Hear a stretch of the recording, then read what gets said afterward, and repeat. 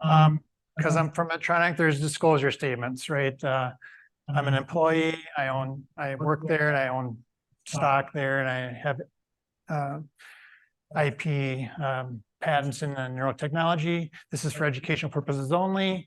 And everything I'm talking about here is investigational phase only. It's in research. It's not available for sale anywhere in the country or in the world.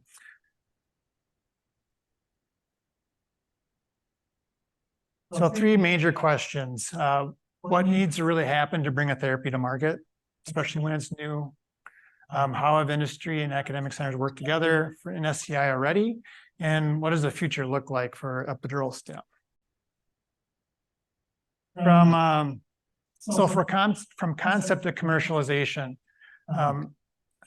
how does this working relationship between industry and academic centers, how can they help?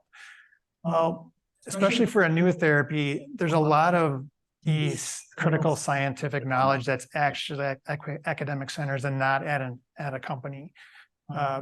So you need to utilize those expertise and that scientific background for the benefit of getting a therapy started.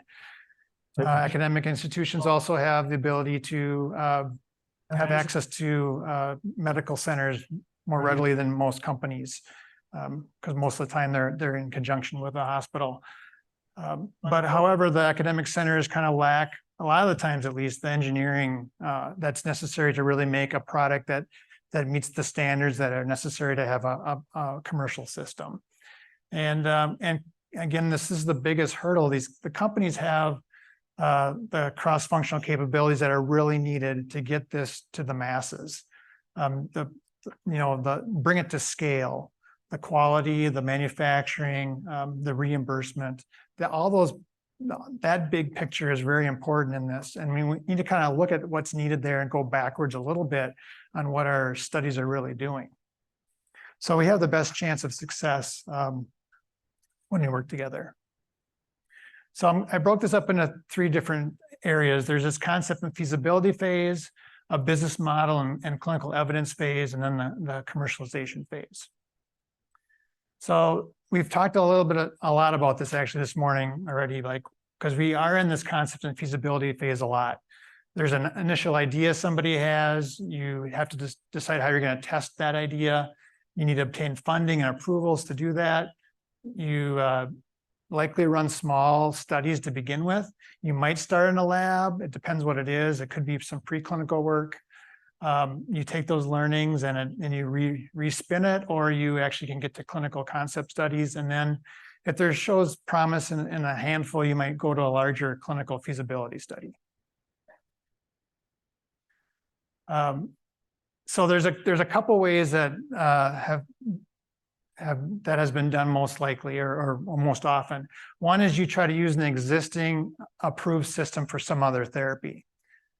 So for example, a spinal cord stimulator for chronic pain. It's not on label for treating conditions of SCI, but some of the features that it has could be proving beneficial for research. But typically a research center would submit a proposal to an existing company. They look for potentially getting donated devices, write a reference that they can use the device in the study, and potentially some equipment. So that's all kind of negotiated. The advantages of that is you have a device that's already there, so you could start your studies sooner. And the safety profile of the device in that space is already known. So for example, some of these research studies, there isn't a lot of difference between the procedure for implant for spinal cord injury for epidural versus what's done in chronic pain. So there's just a little bit of delta you need to explain to the FDA for an IDE study, for example, on the safety part of that. The cons are that device might not do everything you want it to do. So you might have to dial back your research a little bit. And in all these cases, when you're asking for money, right, and whether it's a grant or with a company, it might not align with what the company is trying to do, and it might not get accepted. And so an example of this is at the University of Louisville underneath Susan Harkema In 2009, they implanted a Medtronic Restored Advanced Stimulation System that's for chronic pain on label. They use it in SCI in their start of their studies. So they literally took a commercial device and started to use it in their research.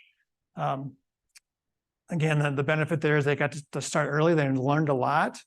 And then in 2018, they rewrote their IDE so that they could use the Medtronic IntelliSystem that was now commercially available for chronic pain. So in some ways, this is helpful because as systems come along and that didn't take any investment from the research center to advance the technology, they were able to implement new technology as that became available. Now, another way that progresses it even more is when you take an existing system and you can get it modified and tailored for some of the specific things you're trying to do for this new therapy. So it's the same type of process, except that you need to have a plan on how the device will get modified, who will do it, and how it will get paid for, basically. A lot of the same types of pros, but the cons are, again, is the money part, right? There's a little bit of time because that modification will take some time, and then deciding how the cost profile works. You might run a little bit more risk of a company not accepting the proposal because they might have to invest more to do the modifications. So there's been a couple examples of this that I think have kind of broken that apart a little bit, because a lot of times I've seen proposals where they requested the company to do all the upfront cost. But I'm just going to show a couple examples here where there was kind of cost sharing on this modification, which helped get those studies through and get started and accomplished. The first one was at University of Louisville. They liked, and we were kind of looking at the layers of the onion. When they started to use the IntelliSystem, they learned a lot more and progressed more on what the capabilities could be for the participants that were using that device versus the older one. But they saw some limitations in it, so they wanted to expand that. So what we did with University of Louisville was that they had a proposal to update the software for the patient and also for the clinician to program the device differently, so it was more conducive to the research we wanted to do, or they wanted to do for the study. They actually, we donated devices still in the systems, Medtronic, but they actually paid our development team at Medtronic to actually do the modifications. And so there was actually 2 releases done that way. There's a release 1, learned a lot from that, and then they did a follow-up on release 2, and which added even more features that were SCI specific. So that was one example and very beneficial. The other example is Medtronic working with EPFL in Lausanne, Switzerland. Dr. Gregoire Courtine, they were first doing some primate studies, and that was kind of a closed loop system when there was actually brain sensing with it in that primate study. And we split the cost on that. We took an Activa RC device, which is on label for deep brain stimulation, but we're using it in the spinal cord in this example.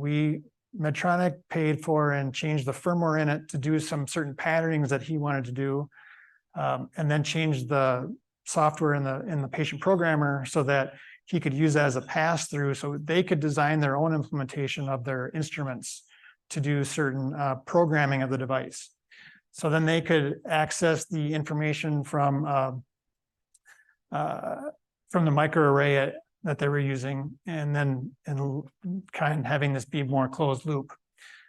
Another example, we had same type of system. We modified an Activa RC system for human use, and they used that with their own instrumentation to do SCI specific research.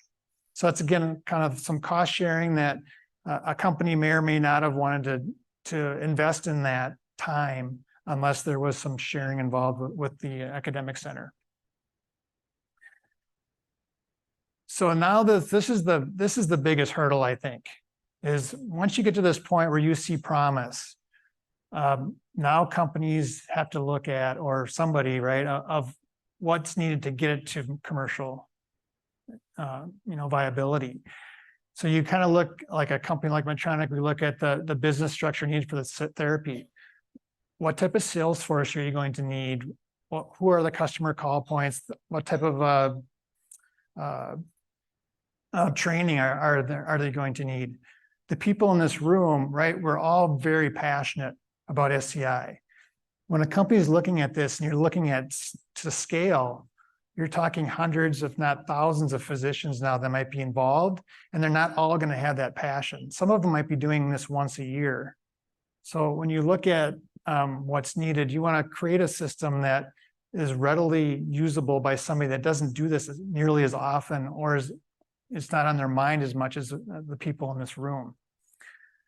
We have to look at the evidence needed for regulatory approval, the safety efficacy part, but then a bigger part too is that evidence needed for reimbursement. Those don't always align. So sometimes you can get devices approved, but you won't get reimbursement for them. So you have to look at what type of data that are you getting from your studies to allow reimbursement to say, yep, this makes sense that we want to actually have insurance cover this. So that gets in this whole financial model of, the initial cost and laying that out. I know as companies, we get very excited too about when we see our devices being used for these research and seeing people with impressive, they improve over time. But this is really when we kind of look at the financial parts, that's when you really have to have that be successful. Otherwise, it's not going to be viable, and it's not going to be self-sufficient, which is what we need. So when you're developing a commercial system, the academic centers still can be very involved in it.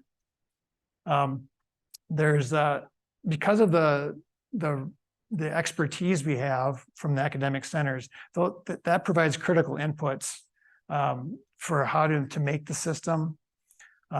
Those people involved can be in the pivotal trials that are needed to prove that safety and efficacy. And I think, again, they should be involved in advisory boards that are continuing helping with the businesses to understand the space, and that help them provide the feedback on what looks good from a commercial system. So when you deploy it again, that's of course down the road. We're a little ways away from that, obviously, for epidural stimulation, but there's still examples when you're deploying a system that the academic centers could really help. The training is really a big deal as far as making sure that these now hundreds or thousands of new users understand the system. And then also, I don't have it on here, but really looking at kind of the costs associated and the time associated. So when we do studies, that's kind of that reimbursement part too. But a lot of times when you're in a feasibility study, you do everything you can possible to get that to be successful, to really vet it out. Like how good can this stimulation be? In reality, when you have a commercial product, the physicians and rehab centers might not have that same mindset, right? They're going to have a slotted time that they get reimbursed for. So you only have so much time to do the certain steps. So when we look at results of studies, we need to also look at the time that we put into them and think about how we can make that, how we can gain success with these therapies with an amount of time that's reasonable in a commercial system. So one example I wanted to bring up system that actually got from concept to commercialization for SCI. And some of you are probably well aware of this one.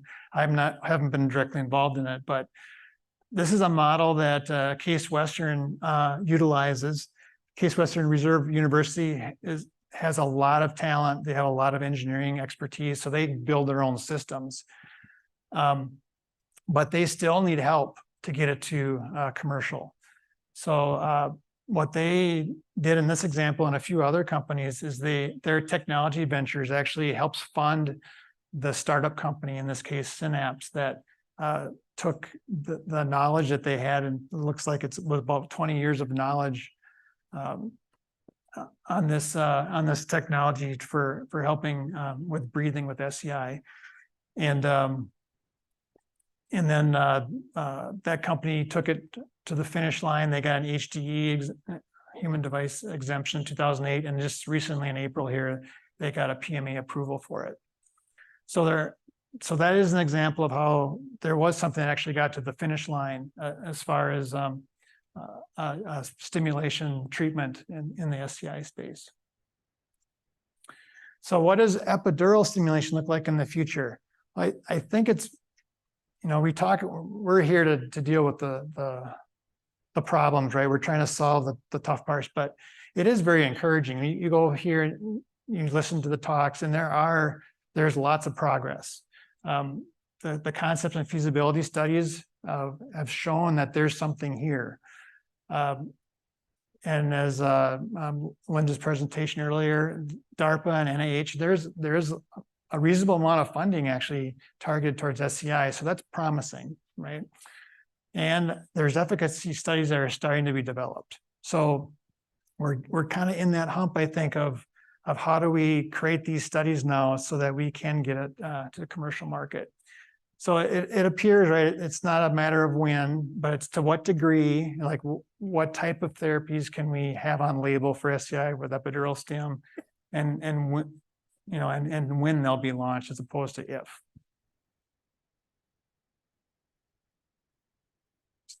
So thank you.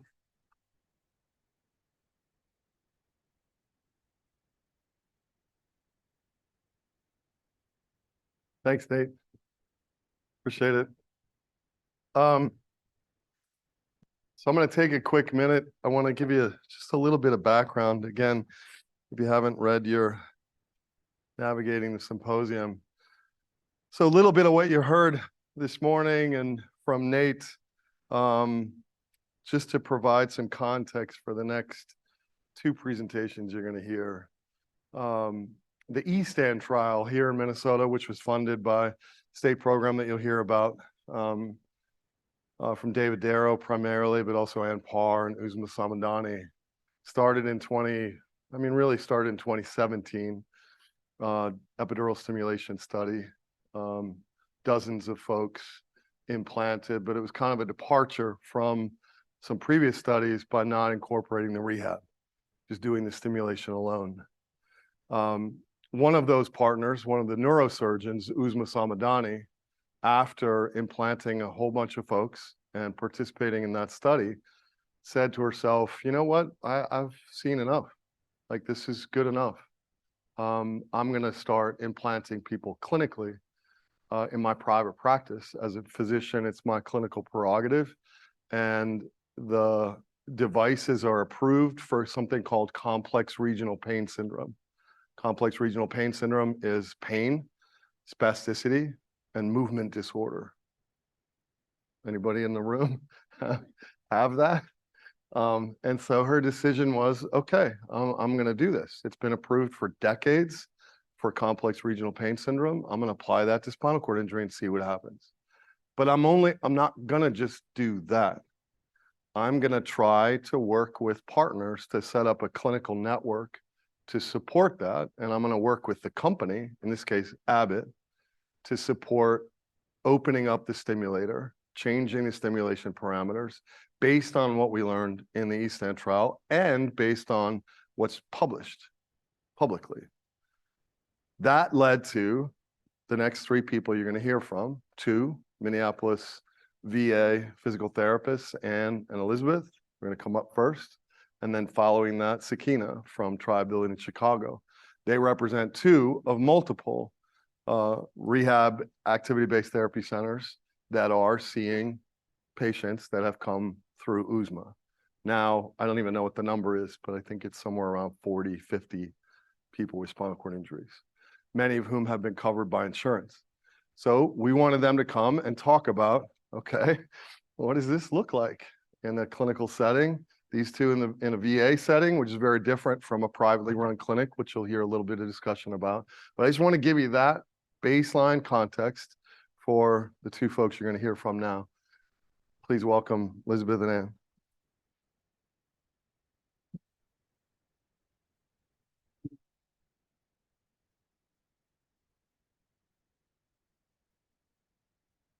Thank you for joining us today. I'm Elizabeth. I am 5'10". I am a white female and have brown hair and wearing a green suit today. And I'm Ann. I'm 5'3". I'm also a white female and I have a red blazer on. So we kind of look like Christmas today. So as Matthew said, we're physical therapists from the Minneapolis VA in the Spinal Cord Injury and Disorders Center. Today we'll be discussing, should I keep going? Okay, we'll be discussing translating epidural spinal cord stimulation from the research to the clinic. Translational medicine is a field that bridges the gap between science and clinical practice. And this is what we're working toward at the Minneapolis VA with epidural spinal cord stimulation for our spinal cord injury veterans. Should I push anything or no? Okay. Maybe. There we go. Okay. The VA does not endorse any products or devices. However, I am a contract clinical trainer for Exobionics, and we do mention their device later in the presentation as an intervention we use. And we also mention that all of our veterans are implanted with the Abbott spinal cord stimulator. Here's the list of our learning objectives. Our main goal is to discuss how implementing research practices into the clinic has been safe and feasible using the VA SCI system of care.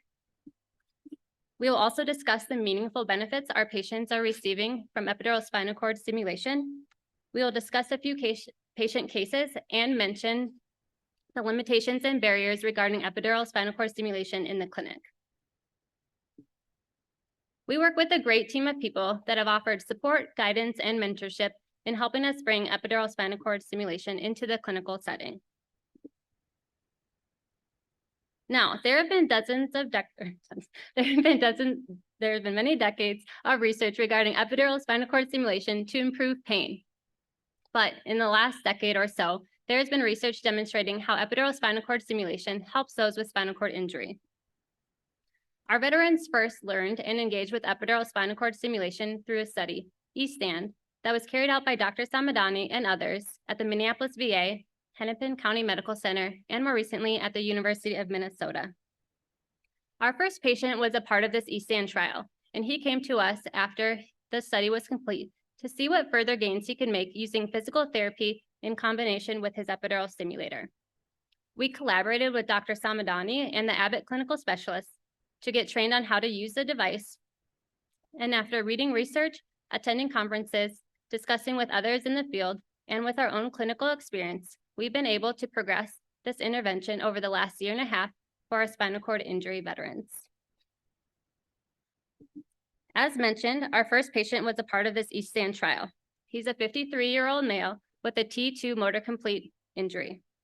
He came to us with programs that were already helping his spasticity and improving his bowel program.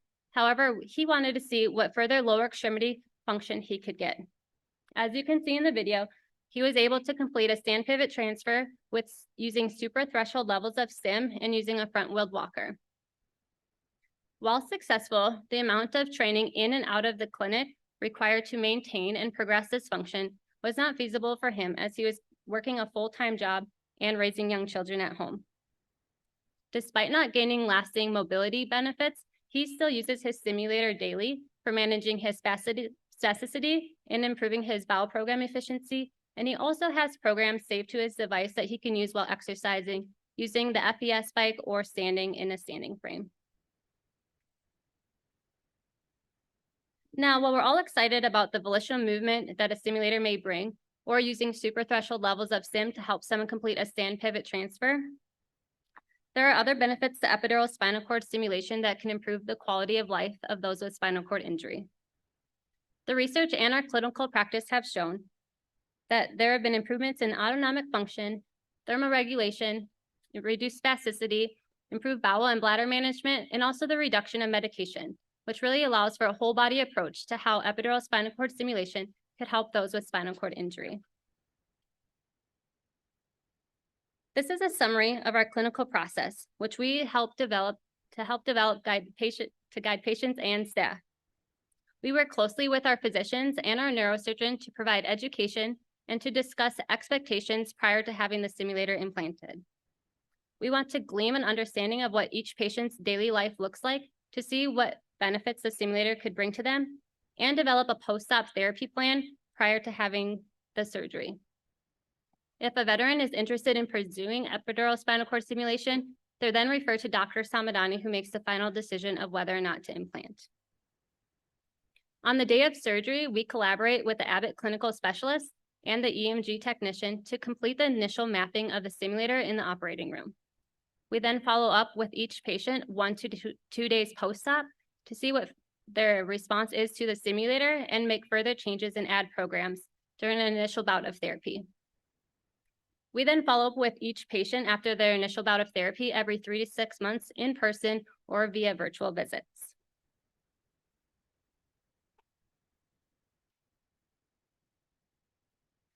We have developed the clinical process in our service since March of 2022. We've seen a total of 16 veterans with epidural spinal cord stimulators, 2 of which came from the E-Stand trial. All of our patients have been male, as that is the majority of our veteran population. And we have seen 7 patients with paraplegia and 9 patients with tetraplegia, and over 60% being motor complete injuries. As with all spinal cord injuries, no 2 are alike. So we're developing individualized plans of care based on their response to Stim, their goals, their locality to the VA, and our current inpatient census. We have had a total of 6 patients participate in a short-term rehab stay. And with our outpatients, we aren't limited by insurance. So as long as they are continuing to make progress and are able to, we can continue to optimize the stimulator and pair that with therapeutic interventions. As Elizabeth mentioned, prior to surgery, we are completing a pretty typical PT evaluation. We're looking at their functional mobility, their goals, discussing plan of care, and also expectations.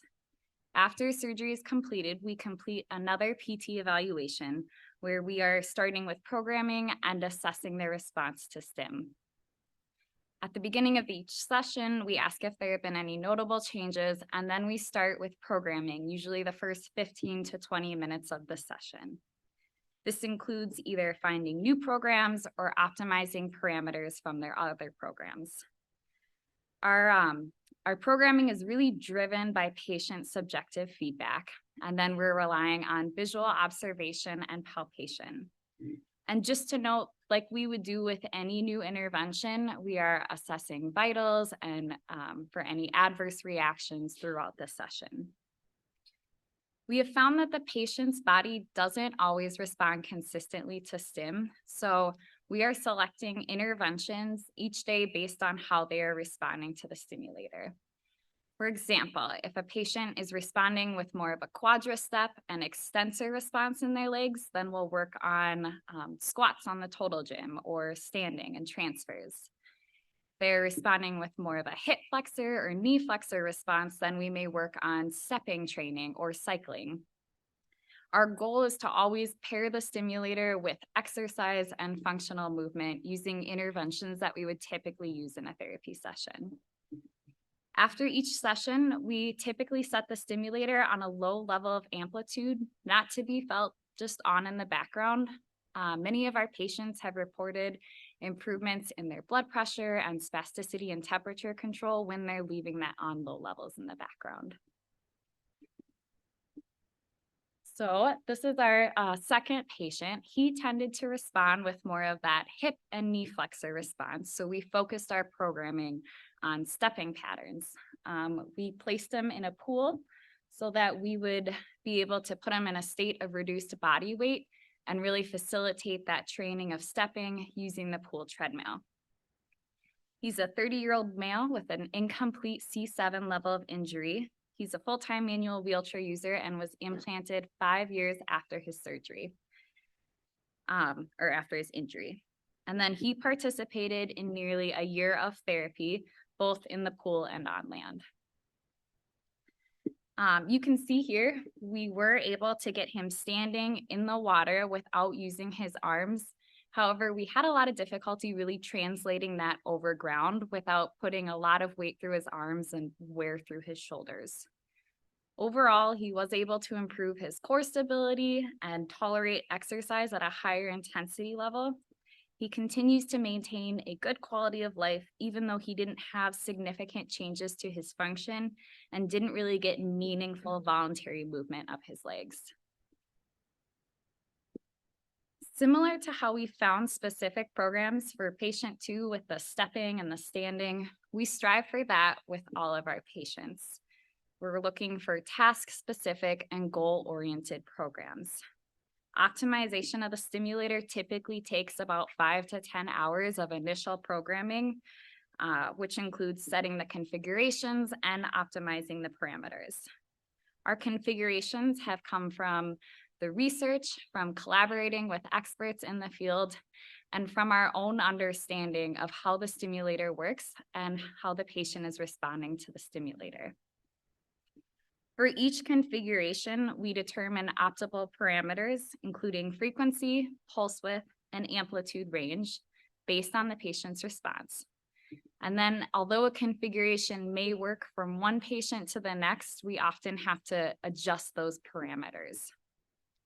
We continue to make minor changes and adjustments to the parameters over time, allowing for the patient to adapt and have the most success with the stimulator. You can see listed here some of the main areas we end up focusing on for our patients. The background programs tend to help more with managing blood pressure and spasticity, with our most common configurations being shown to the right, which we got from the E-Stand trial. Throughout the episode of care, we're talking with their physicians regarding their responses, like blood pressure and spasticity, so that if it's appropriate, they can start a weaning protocol off their medications. We'll configure specific core and posture programs that patients use to assist with their ADLs or even just to sit upright in their chair throughout the day. And then we'll configure exercise and standing programs they can either use with us in therapy sessions or as part of their home exercise program. We measure a variety of different outcomes, but we have found the patient subjective report to be the most meaningful. When we asked our patients what the most meaningful change was, the majority stated improvement in spasticity. This was reported regardless of if they were tetraplegia or paraplegia. The second most meaningful change was improved posture support, and this was reported in both those with complete and incomplete injuries. Additional meaningful changes included pain reduction, strength in those with incomplete injuries, improvement in bowel program efficiency, improvement in sleep and temperature control, and overall mental health.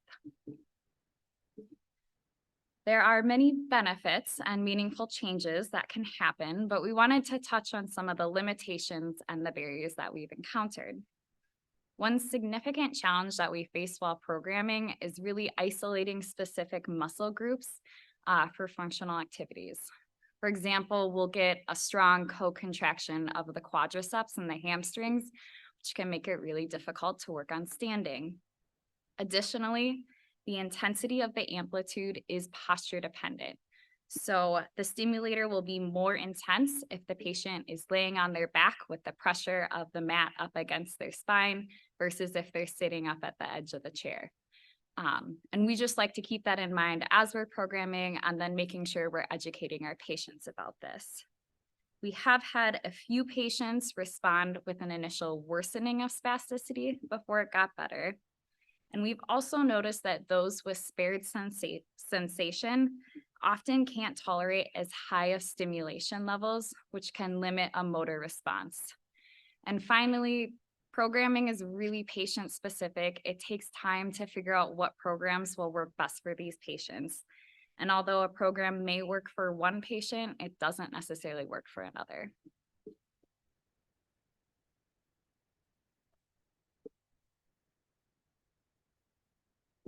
Our patient 10 has had one of the most successful responses to epidural spinal stimulation and continues to use his stimulator daily. He's a 24-year-old male diagnosed with motor complete tetraplegia and started with epidural spinal cord stimulation a 1.5 years since injury. He was our first patient to trial a 4-week inpatient stay in order for us to determine how long it would take for programming and to establish an exercise program that he could then use at home and an outpatient therapy in Des Moines, Iowa. We were able to complete his initial programming within the first 1.5 weeks during his inpatient stay, and then use the programs paired with therapeutic interventions, such as for supported standing, doing the total gym leg press, walking in the exoskeleton, and doing seated balance activities. This is a video of our patient in supported standing, and as you can see, the muscles start to activate to assist with the stand as the amplitude is increased. As Ann continues to increase the amplitude, his quads are fully activated, the triceps, back, and core activate, which then allow him to have upright posture and pull away from my shoulder. We're able to stand for 2 to 3 minutes at a time, allowing for full weight bearing and to challenge his upper body with balance. There are times where he would lose balance. The glutes or quads would lose activation, but as you can see, with small adjustments to the parameters and with some physical assistance, we're able to regain that standing position again. He continues to use this standing program in a standing power wheelchair at home and continues with supported standing in outpatient therapy. This is the configuration we use for supported standing that you just saw in the video. And as you can see, there are 4 areas to create this program, and that's to allow for different muscle groups to activate.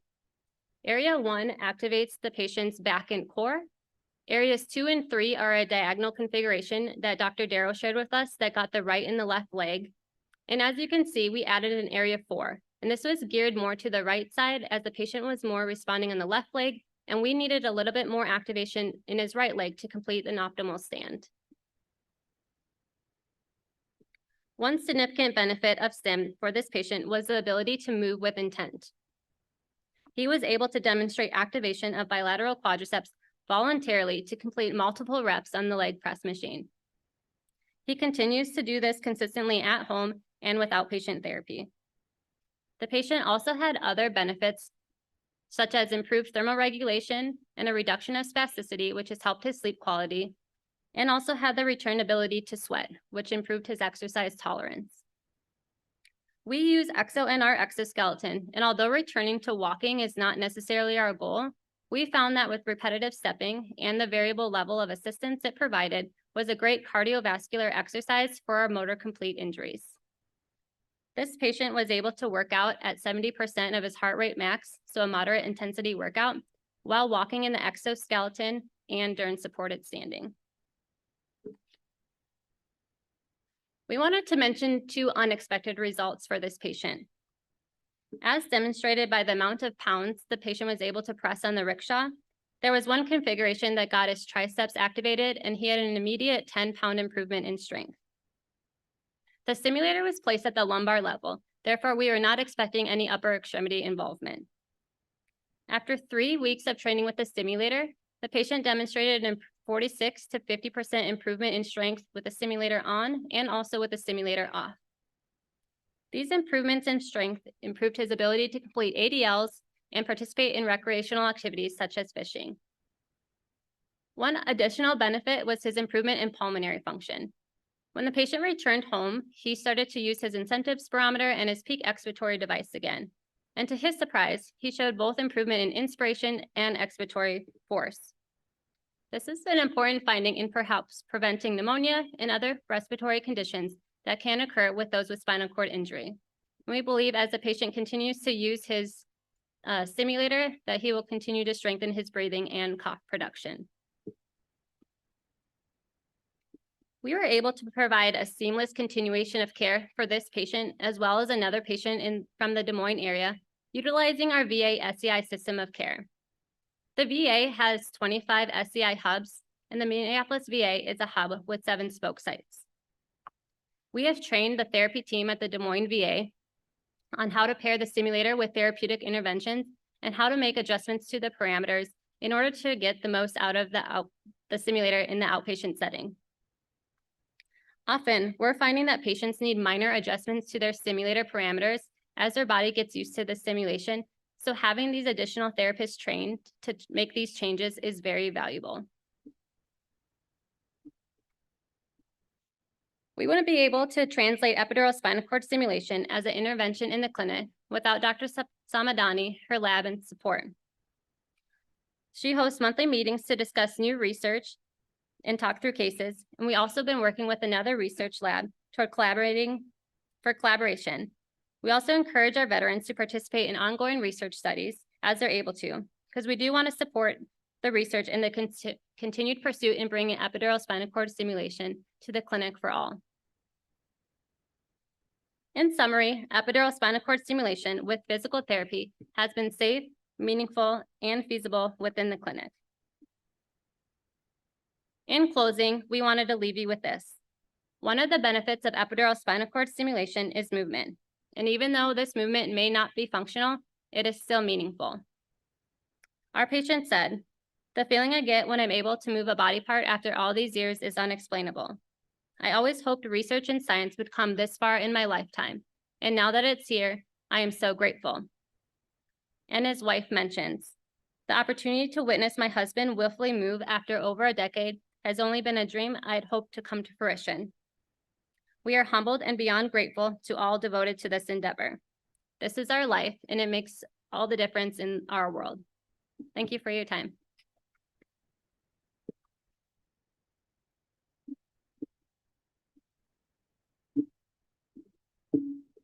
Thanks, Elizabeth. Thanks, Ann.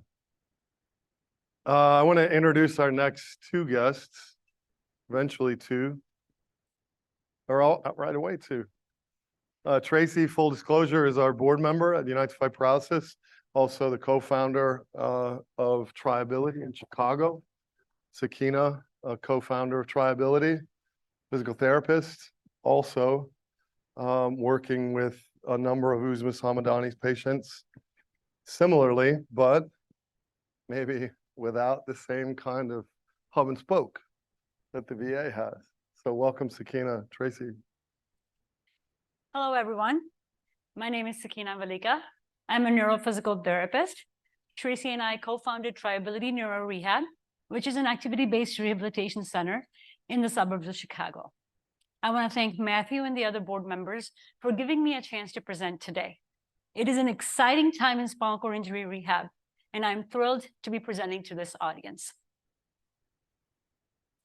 The purpose of my presentation today is to provide you all with an overview of a program that we started at Triability about 2 years ago with the intent of providing rehabilitation to individuals who were seeking epidural stimulation outside of clinical trials. We will start by giving you a brief history on how we came across this opportunity and first started on this journey. As Sakina mentioned, my name is Tracy Fernandez. A couple of years ago, I had just completed a clinical trial in Chicago at Shirley Ryan with hopes of getting some functional return back. Unfortunately, at that time, I did not. I then decided to pursue an epidural stimulator through Uzma Samadani, mainly because I did not qualify for many of the clinical trials that were occurring, as I have something called transverse myelitis and not a traumatic spinal cord injury. In addition, I live in the Chicagoland area where there are no epidural trials going on. I own a business with Sakina, as previously mentioned, and I have 2 children. So I couldn't just get up and move for a year to go partake in one. So on the slide, you'll see 3 pictures of Tracy attempting to sit without upper extremity support. To the right of the slide, she has epidural stimulation on, and to the left of the slide in that picture, she is sitting without epidural stimulation. And as you can see in the pictures on the right of the slide, her posture is a lot more upright and she looks a lot more stable when epidural stimulation is on. I still remember the first day when we turned her stimulator on post-operatively, her eyes just lit up when she sat up straight for the first time in about 12 years since she got sick. So that was 2021. Fast forward to 2023, we have now worked with a total of 11 recipients and have created a working clinical model which is aimed at improving the efficacy of neurorehab in the outpatient setting in its current state. Of the 11 individuals we worked with, 5 of them had thoracic spinal cord injuries, 4 of them had cervical spinal cord injuries, and 2 of them had motor weakness due to transverse myelitis. Of the individuals with thoracic spinal cord injuries, 4 of them had motor and sensory complete injuries, and 1 of them had a motor incomplete injury and was partially ambulatory prior to implantation. Of the individuals with cervical spinal cord injuries, 3 of them had motor complete injuries, and 1 of them had a motor incomplete injury, and they were all non-ambulatory prior to implantation. Just like Anne and Elizabeth said, we are a part of a network of collaborators. Our clinicians and our team is led by Dr. Uzma Sumadani, who is a neurosurgeon here with her own private practice and also practices out of the VA here in Minnesota. Anne and Elizabeth, that you just heard from, are also additional team members. The team at Renew Health in California are a part of the network as well, and we also collaborate with the engineering team at Abbott. We meet on a monthly basis in monthly neuromodulation calls, in which we discuss patient statuses and or outcomes, and we share updates in regards to that as well. We have the ability to troubleshoot any programming and or connectivity issues with the Abbott team and with the engineering team at Abbott. Collectively as a team, we're assisting Dr. Sumadani and her assistants in creating a Pulse Share website, which is aimed at being a platform where clinicians like myself and patients can enter their stim sets as well as videos of their progress for the purposes of data sharing and or optimization. In-house at Triability, we periodically do staff education and or competencies to allow for standardization. And we've also had the fortune of Dr. Sumadani coming out to our clinic periodically throughout the 2 years to meet with current and prospective patients to answer any questions they have in regards to the procedure. So when a patient reaches out to us with an intent to acquire epidural stimulation, our screening process consists of getting them to acquire medical clearance for surgery in regards to their cardiovascular status and or bone health. In addition to that, we spend a significant amount of time talking to the patient about what the procedure looks like, what to expect post-operatively, and talk about the rehab post-operatively as well. We also, in addition to that, talk to them about understanding the device and understanding the limitations of the device in its current state in order to set realistic expectations. Approximately 2 to 3 weeks post-implantation, our patients come back for physical therapy evaluation. Our physical therapy evaluation is a standard physical therapy evaluation with a subjective and objective component. In the subjective component, we pay additional emphasis on collecting information on pain, spasticity, and bowel and bladder function prior to and after implantation. Our objective exam consists of a standard assessment of function, such as transfers, bed mobility, and or gait when applicable. For the outcome measures, we use the neuromuscular recovery scale, which is with the intent of getting an objective evaluation of their return of neuromuscular function. After the evaluation, we do an initial review of the stim sets that they were programmed with in surgery and post-operatively, and make any changes at that time that are required for further optimization. So before I dwell into treatment, let's talk a little bit about how we get these services paid for. We bill patients for our services are covered by insurances and or patients pay out of pocket for our rehabilitation services. And we bill under the diagnosis of complex regional pain syndrome type 2, which consists of symptoms of pain, spasticity, other symptoms of autonomic and somatic nervous system dysfunction, with the addition of motor weakness due to a neurological condition such as spinal cord injury. And we are seeing, as a result of implantation and the treatment after, that we see a resolution of these symptoms with the addition of motor gain. Our general treatment plan for our patients who come to Triability for rehab post-implantation is twofold.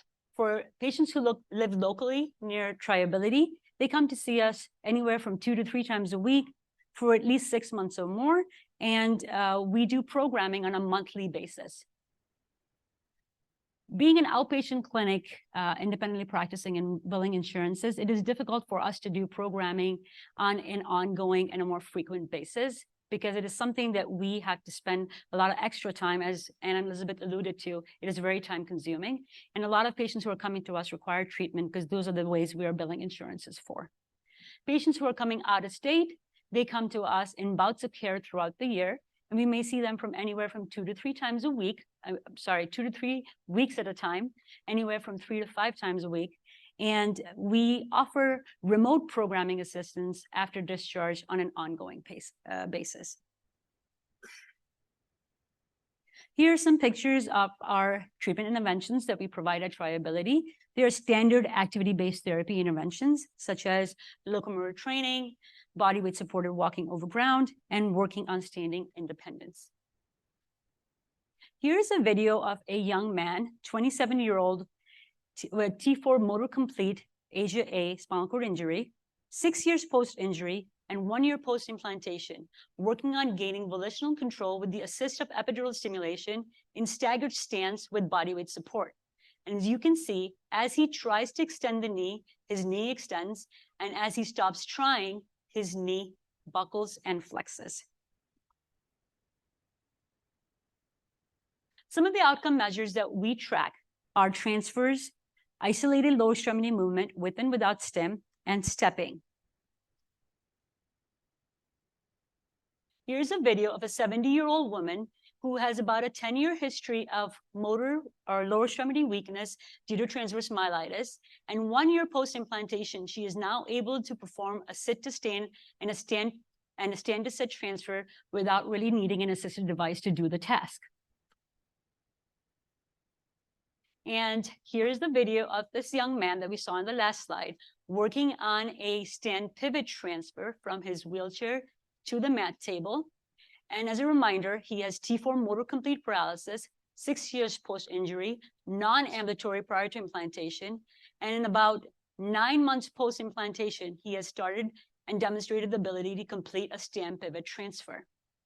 In the next video that I'm going to play, it is going to be when he is able to do a sit to stand. Oops, transfer, sorry.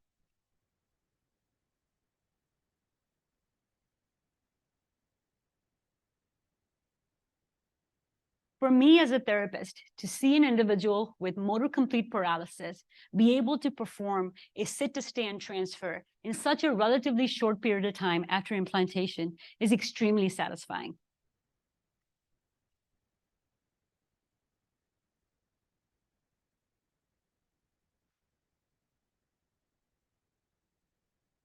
Another form of outcome measures that we outcomes that we track is isolated movement with and without stim. In this video, this gentleman is working on isolating his knee extension with the assist of epidural stimulation. And we often use weights as a method to track progression and strength. The next video is of a woman demonstrating a partial knee squat and standing to be able to really develop her control in stand to sit and sit to stand transitions. And we often send these activities as a home exercise program for individuals to work on at home when capable. Even in our small sample size of 11 patients, we have been able to witness an individual regain the ability to start walking with a walker. Here's a video of a 52-year-old man with a C6-7 motor and sensory incomplete injury, 4 years post-injury, who was non-ambulatory prior to implantation, gained the ability to start walking 1 year post-implantation. He started with the ability to be able to walk anywhere from 30 to 40 feet indoors and in therapy, and now is walking anywhere from 100 to 150 feet in therapy with just supervision and standby assist from his therapist. He also has the ability and has demonstrated the ability to cycle the new step with and without epidural stimulation in an attempt to prime his lower extremities into flexion and extension prior to ambulation. And for me as a therapist and his life in itself too, it has been very exciting and kind of mind-blowing for him to be able to do this. In addition to objective outcomes, our patients have also reported a marked improvement in subjective and quality of life outcomes as well. And in an attempt to track that, we sent out a patient survey in which we were looking to track different quality metrics in different aspects of life. 16 patients responded. And as you can see here on this 5-point Likert scale, there were 7 areas of quality of life measures where patients reported a significant improvement pre and post implantation. These include pain frequency, aerobic exercise tolerance, bowel and bladder transit time, bowel and bladder health, and blood pressure management. 60% of the patients that we worked with have reported a decrease in reliance on pain medications and or antibiotics for UTIs. 2 individuals from our cohort of 11 patients have reported independence in voiding their bladders using the epidural stimulation without having the need to cath. 1 individual has reported independence in bowel evacuation without the need to have to rely on a bowel program and suppositories anymore. And as you all know, these are life-changing and extremely impactful for all these recipients. But it is also so important to us as clinicians to know that we are able to create these effects in these individuals' lives with a technology such as this. Other areas of improvement that weren't as significant in our survey responses, but were trending in the positive direction was spasticity, balance, sitting posture, and the ability to isolate low extremity movement.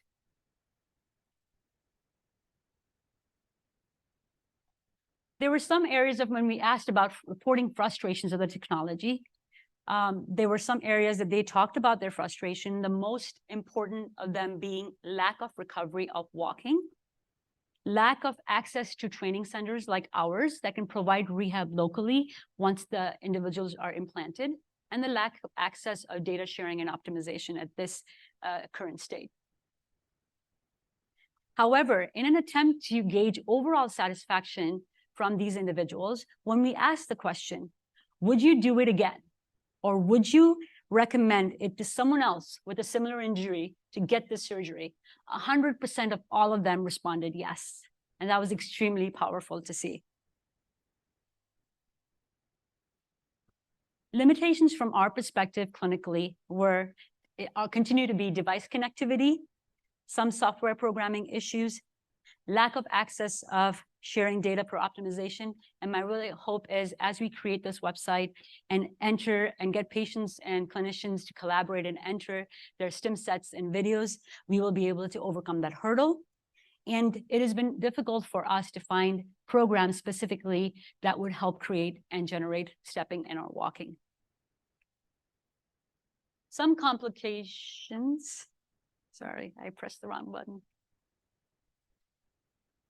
Some complications that we saw at Triability while working with these patients was an increase in spasticity overall. So while there were programs that we were able to create that helped manage spasticity, with the continued use of tonic programs and our patients continuously using epidural stimulation continuously through every day of their life, they talked about, and they all have reported a increase in spasticity overall with the use of these tonic programs. And that has required us to go back and continuously adjust those programs for spasticity or instill STIM holidays or decrease the amplitude of stimulation, just like Anne and Elizabeth talked about, in order to kind of reset their system. 2 individuals in our cohort had stress fractures. One of them had a cervical injury, and due to low bone density incurred a distal femur fracture, and one individual had a patellar dislocation during a transfer. And all of those were managed conservatively with immobilization for about 4 to 6 weeks. Some patients have intermittently reported autonomic dysreflexia or low blood pressure with Stim, and we've had to kind of adjust that in therapy with the adjustment of the Stim. So in synopsis, it works, it's affordable, it's safe, recipients are happy, and has made rehab a lot more robust. I'm going to move on to some burning points. Why do it outside of clinical trials? Because it is imperative for folks with SCI and clinicians like myself that we see a faster translation of clinical research into clinical applications. Research has proven it's safe, but a lot of time is being spent in trying to perfect it. There's already an existing clinical indication for implantation, so we should expedite clinical translation because we are seeing similar benefits clinically that we have seen in research as well. The SCI community is eager to adopt it for a plethora of benefits that impact their quality of life, and not only for the restoration of walking. There needs to be a cyclical feed-forward system in which clinicians and recipients and the SCI community is telling researchers of what is meaningful and what is impactful clinically, and their scope of research should be adjusted accordingly.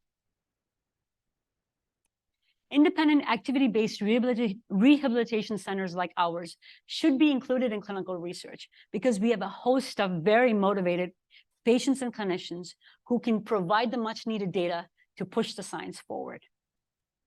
So this finishes my portion of the presentation. Tracy would like to talk a little bit about how it has impacted her life and what she can do now since she's gotten implanted. Thank you, Sakina. So as I mentioned, I've had the epidural stimulator for about 2 years or coming up on 2 years now. For myself, I had severe neuropathic pain, often scoring an 8 or 9 on a 10 on the 10 scale. I no longer take any pain medicine at all, and I just use my epidural stimulator to manage that. In addition to that, I had a history of UTIs almost once a month. I can't remember the last time I had a UTI at this point. My urinary retention is much better. I no longer have leaks. And finally, the ability to do volitional movement. That was me in some of those videos where you don't see anybody's face. And with that, I often stand, for example, at home. I used to stand there all the time because I still have sensory left. And when I was traveling, I wasn't able to do that. It was difficult. I can now do a stand pivot transfer, which hopefully you're about to see, and get into a car or do those types of things just much easier. So with that, I'm going to turn my stimulator on and give it a shot. And this is my son who's going to help.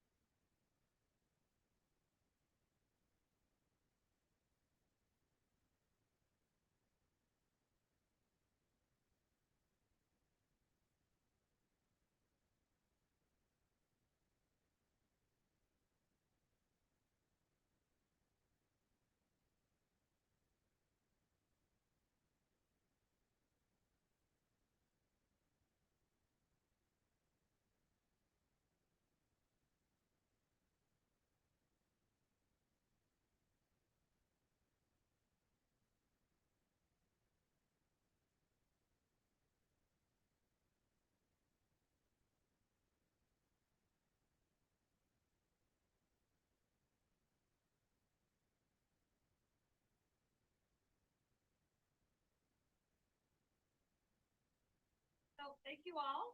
Thank you so much.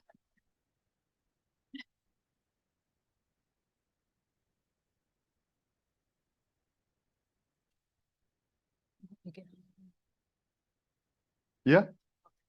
Yeah, here. Sasha would like to make a comment quickly. Elizabeth, Ann, Nate? I'd just like to say this is remarkable.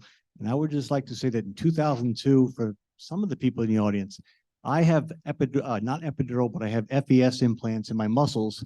I did that on the walking stage with extra spinal cord implants. And to see this going through the spinal cord now without any kind of external components is just amazing. I don't know what's working, but I think we need to work on this. Okay, thank you, Tracy.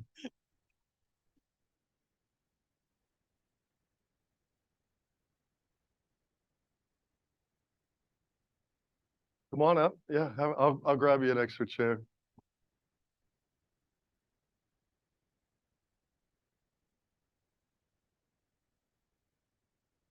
Here. Squeeze in.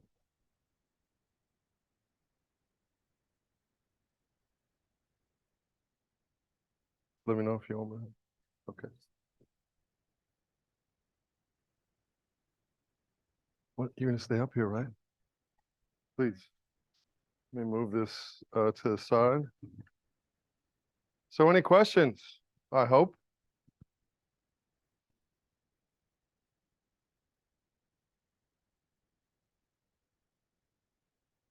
Noam. Hi, that was great. This question is for Sakina and triability. So you guys are getting a lot of great stuff done. Can you hear me? No, Yeah. I'm sorry, I didn't hear you. You're getting a lot of great stuff done at triability. And as you said, it was outside the academic clinical trial structure. So, but then later you said you would be interested in doing research. So I'm wondering what you guys think the pros and cons are, or the challenges are of doing what you do, but then doing it in a research framework, and what might make it better. I think, for our perspective, it's been, being an outpatient independent clinic that, bill insurances and or charge patients in cash for their services. It's really difficult for us to do programming on a consistent basis, which, makes it a little bit harder for us to make optimization as frequent as maybe Ann and Elizabeth can, because they are a part of the VA system. And I feel like having access to research or being a part of a research network where we know that we have the expertise and the clinical know-how to do it and learn it, but just being able to have the time and the resources available to do that would make it easier for us.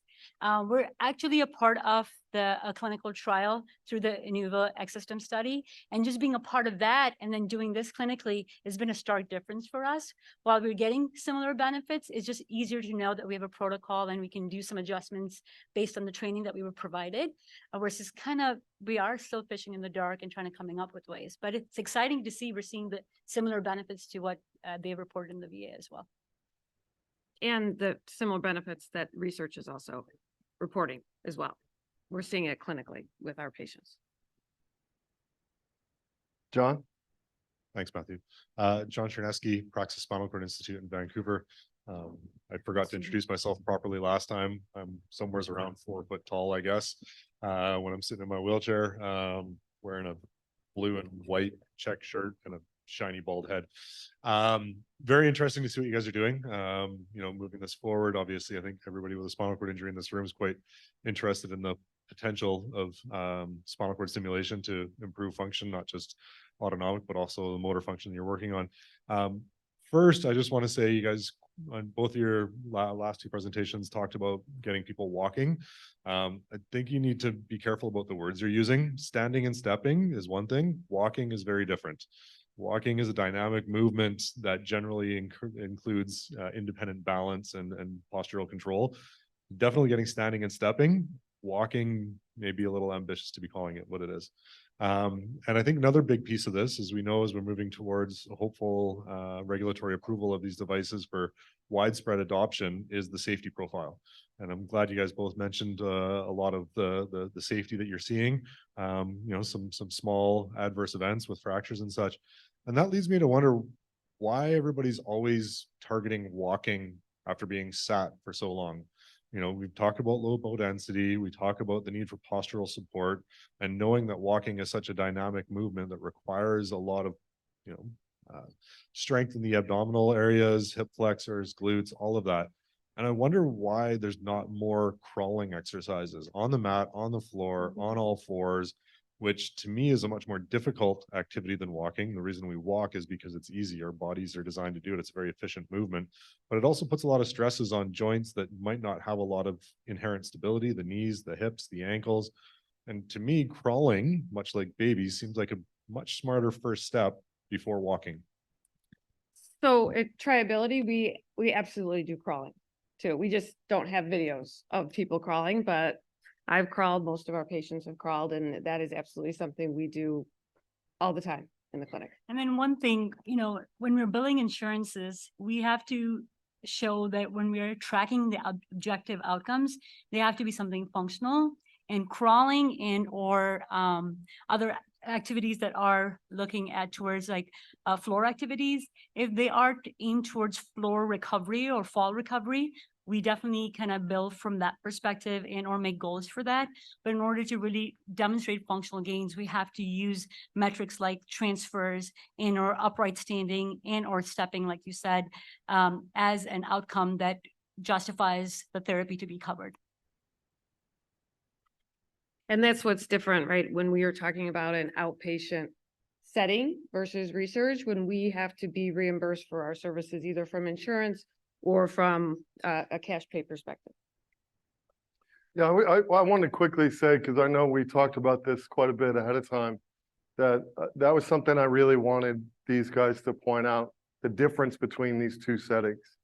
Minneapolis VA, much longer leash for time spent, for, you know, the way you're measured on your, I guess you would call it RVUs, right? And yeah, relative value per unit. Like clinicians know, like your RVUs, like you got to be on top of it relative to the revenue that's coming into your institution. So the VA is like a sort of magic place where you can do much more.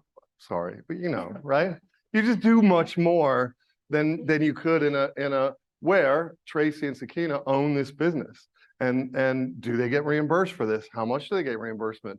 And then how much time do you spend knowing that you could spend all the time in the world? But also the fact that Lisbon and Ann pointed out that one of their clients, like, you know, this is great. I'm getting function back, but I have a full-time job. I have kids at home. I got stuff to do. I really wanted to like get that out front of everybody.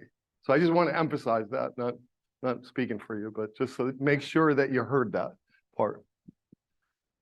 Please. So I'm back in the back room back here. My name is Jacob Gale. It's hard for me to describe myself from the outside other than old man, gray hair wherever there's still hair. And I usually say I'm the guy in the wheelchair, but that doesn't work in this room. So what I was going to say is it's easier for me to describe me from within. Nathan, you'll appreciate it. I bleed blue. I'm a retiree from Medtronic, but even more importantly, a lot of life-saving devices inside of me from Medtronic. So I always thank Earl Bakken and everybody for what they've done. I have two questions, one directly to you, Nathan, the other, I think, to the larger group. And that is that, firstly, you talked about what it takes to get from basically concept to consumer, the various steps that one has to go through. Obviously, when you look at people who are living with paralysis or with other kinds of issues in the sort of trial stages, but along that continuum, are there other areas in which people who may be living with spinal cord injury or disease can help in the process, other than the trials? And then secondly, for everybody, is just that, you know, individuals who do decide to volunteer for such trials sometimes preclude themselves from being able to benefit from the advances that come down later because they have been part of clinical trials. How would you advise people in this room to think when they try to decide, should I be part of a clinical trial or should I wait until the opportunity comes to market? Thanks. I'll cover the what can other people do. A big key of this is to get the right data to get full approval. So for example, collecting data about how the treatment has impacted the caregiver, right? Like a number of hours you spend doing things, or not having to do things. What's the reduction in time that a caregiver would need to provide for somebody because they can do more activities on their own. That's some of that is like really key for getting insurance coverage. They can tell, wow, when you tell an insurance company they're going to be saving money through this therapy, that's a big deal to them, right? Because they're doing their own business, right? They're trying to be efficient in their insurance, in their business. So I think as a collective, really looking at what type of information are we collecting in our studies to make it very crystal clear that not only is there benefits from a physical standpoint for the person, but also from a financial standpoint that we really need to do this. And I guess from my perspective, when I decided to go get the epidural stimulator, I told you a couple of my reasons, but also I got sick in 2008 with transverse myelitis and basically functioned as a T4 complete almost. And I was honestly tired of waiting. I know that it, as people said, it first came and people started getting implanted in 2009 just for, to see if they could get volitional movement, but people were implanted years and years and years before that for pain. And so from my perspective, I just didn't want to wait anymore. I want to add a comment. Thank you for that question. And Nate, the way you answered it, I want to emphasize, I hope you heard it, understood it. The thing that I started out with this morning about tension and about the stakeholders harmonizing, that's really what that is, right? So sometimes in our experience at U2FP, sometimes, and I'm not throwing anybody under the bus, from a science perspective, you're focused on mechanism. You're focused on the designing the study to understand the pathology, understand the mechanism of this intervention, right? But that doesn't necessarily get to you what Nate said, right? Because and you need everybody together to be looking at that, to craft that data. For instance, I don't know if you've thought about it, but we've thought about it because we lobby at state legislatures. When you go to the state legislature and you say how much spinal cord injury costs this state in Minnesota, how much 10,500 people cost the state of Minnesota, because 70% of them, roughly 60%, are on some sort of medical assistance. If you can reduce that cost by some of the things you heard Sakina say, Elizabeth and Ann and Tracy say, lowered medications, lowered incidence of UTI, use of healthcare facility, you're talking hundreds of millions of dollars in one state alone. So there are ways to look at that. So you have to construct the data. You have to construct the study to think about a kind of patient profile. Who does this work in? How does it work? What is it going to do? How predictable is it? These are the kinds of things that don't happen from one stakeholder only. They come from everybody looking at this and saying, this is what I need, this is what I need, this is what I need. Otherwise, you don't get there. So thank you for asking the question and entertaining it. Sasha. Oh, sorry.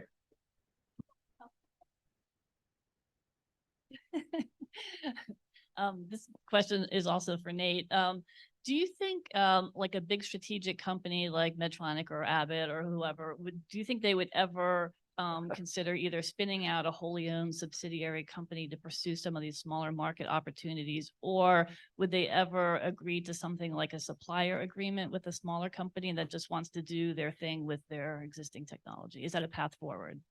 I mean, I think there's always different options on the table. One thing that's usually helpful for larger companies if you can develop things on the same platform. So it's just the economy of scale. There's other treatments like for dystonia, for example, for DBS, the population is probably not large enough for it to be on its own. But because this technology is 99% the same as for Parkinson's disease, they benefit from it because it's the same product. And then so the cost of the sales force, because it's the same neurosurgeons, and that is identical. So there have been examples of where there's been spin-offs where a larger company will put seed money into it, and they'll have a separate company, and they could potentially buy them back later, or they might be on their own, you know, indefinitely. But yeah, I mean, there's all sorts of options as far as that goes. But I think just being from an engineering standpoint, we've seen this in, you know, Medtronic devices, we've seen Abbott devices. They've been you know, there might be slight differences, but we are seeing improvements with all of them.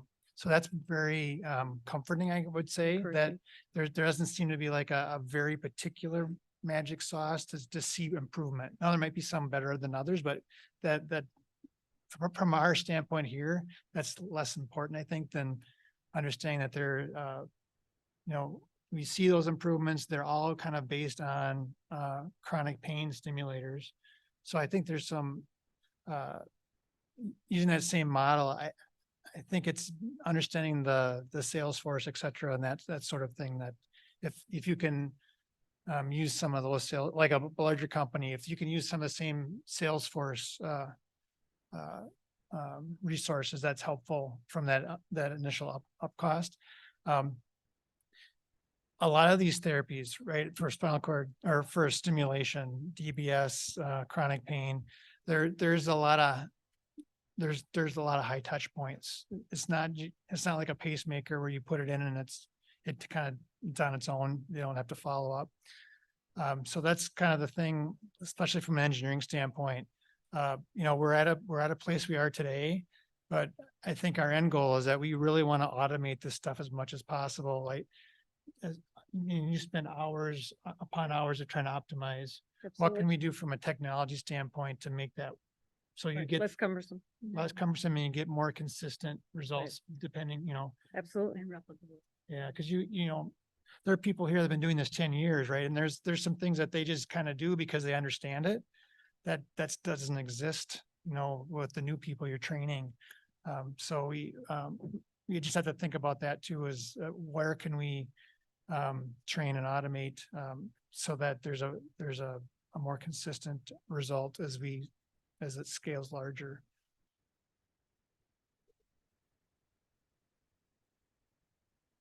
Are we on? Yes, awesome. I'm Anders. I'm an engineer from Mayo Clinic down in Rochester. And I have two questions, both kind of related to the topic of safety. I guess my first question would be, how do your stimulation parameters, I know you have the task-specific parameters, but just in general, overlap or not overlap with current, I guess, stimulation parameters used for pain, for CRPS? And the second question is related to what concerns might you have for delivering this therapy to a population that hasn't undergone a phase 1 clinical trial for safety and efficacy for epidural spinal cord stimulation in this population with spinal cord injury? And if I'm incorrect on any of that, please let me know. Thank you. What was the first part of the question? So I mean, a part Okay. of, like, I think when you were talking about as far as looking at patients. So initially to triability, when patients come to us, they've already been pre-programmed with some settings during surgery and or right after surgery, they get implanted. And then the post-op appointment, there's some optimization and some settings that they are programmed with. So when they come to us, they already have some programs set for like pain, spasticity, and or some tonic settings, we call them, in which you either get muscle contractions, either it's for left or right lower extremity extension, or like a sit to stand program. So from that perspective, when we evaluate them for physical therapy, we just kind of look at those programs. And as a therapist, when I have the iPad, I look at, on my understanding of FES in the background, what an increased pulse width or a changing pulse width or pulse duration and or changing the frequency will have an effect on muscle function, right? So having that background knowledge, I kind of work with those parameters and kind of see what what the patient reports is through observational analysis and or palpation if the patient doesn't have strong sensation. If they have an incomplete injury and they can feel, we adjust the parameters based on patient's perception. And there's always a first perception level, which is like a safety level in which they just feel the stim. We're not really seeing a lot of muscle contraction going on. And that's like the base level of stimulation they're gonna going. And then we go and kind of increase the amplitude, change the parameters, and go to a max point in which that's their comfort level. And then they cannot tolerate any more than that. Either it's too strong for them to feel, or we're just getting a really good contraction and we don't have no need to go past that. And that's the range where the stimulation is. It never goes above that, never goes below that. And the patient does not have the ability to change that. We have the ability to change that as the body goes. So I think that's how we can establish safety based on when we program them and when we look at what they've been programmed with. And then I kind of know, because intraoperatively they use EMGs and all that kind of signals to be able to really isolate muscle function. And as a therapist, clinically, I may or may not have access to all that technology. So I'm using observational analysis, but I have an understanding that some of these programs were set ahead of time for them during surgery and after.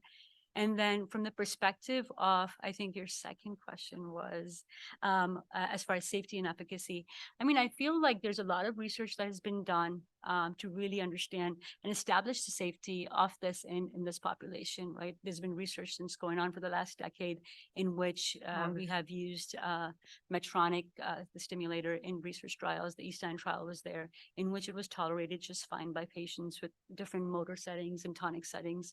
And so I feel like safety has already been established. I think we're trying to perfect the science to get all the outcomes that we would really hope to achieve as individuals with spinal cord injuries, as clinicians, but we would really love our patients to get all these benefits that epidural stimulation can offer. And I think we're working to perfect that, and it's just taking a while. In research, In the research right. world. So safety, I think, has been established, I think, unless I'm Well, and I wrong think here. too, like in the East End trial, they went through a really wide range of like different parameters. Like we've talked with Dr. Samadani, we've talked with Dr. Tarro, kind of talking through these parameter settings, and they both are really supportive of what we're doing and kind of changing these parameters. And like Sakina said, for us, we are taking a lot of like the optimization takes a long time because we are going really slowly. We are assessing their responses. We're slowly giving them more range if appropriate, or we'll take it away. And then I think a huge part is really educating the patient so that they understand how the stimulator works, so that, you know, like when we talked about the stimulator being more intense when they're laying down, so that they know, turn the stimulator down before you lay down, so you don't have like a strong reaction. And so I think the patient education part is really important. And just from the patient perspective, right, the clinicians have the opportunity and can use this iPad to change the programs. As a patient, the only thing I'm ever given is an iPod. And the only thing I can change is the intensity up and down. I can't change the frequency or the pulse width. And as Sakina mentioned, there's those two settings where the patient can either first feel it, if they can feel like I can, or to the point where it gets to that comfort setting. Those are set by the clinician or by the initial programming.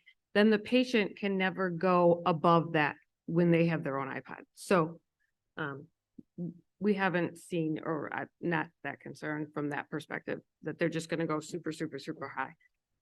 Okay. I didn't want to cut it off. Well, can I ask? Right. Go ahead. Well, we're over time. I want to keep talking about this because I hope you all will keep talking about this. That's why you're here. That's why we had this conversation. You know, we'll have drinks later. You can do it over drink and you can keep having this conversation. So thank you very much. Thank you. For the presentation. I want to ask the STIM panel participants to come up, please. What? I'll go down. No, yeah, take the chairs. Yeah, thank you. Yeah, bring a chair with you. Your call.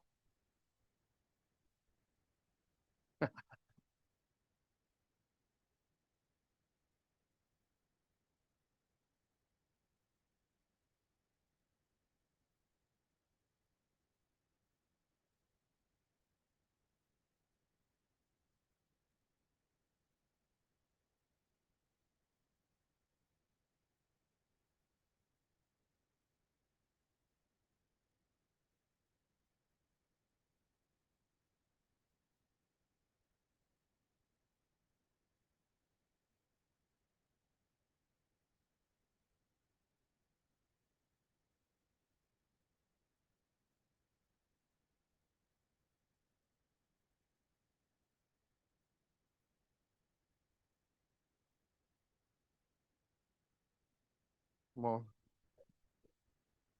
Little quick program notes. You'll notice one person is missing. Gentleman Curtis Johnson. Respiratory illness, couldn't make it, quad troubles.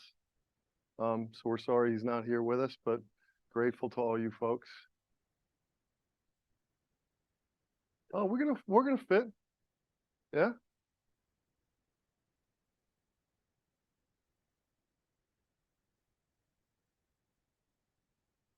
We could probably use, maybe Shelley could have that one.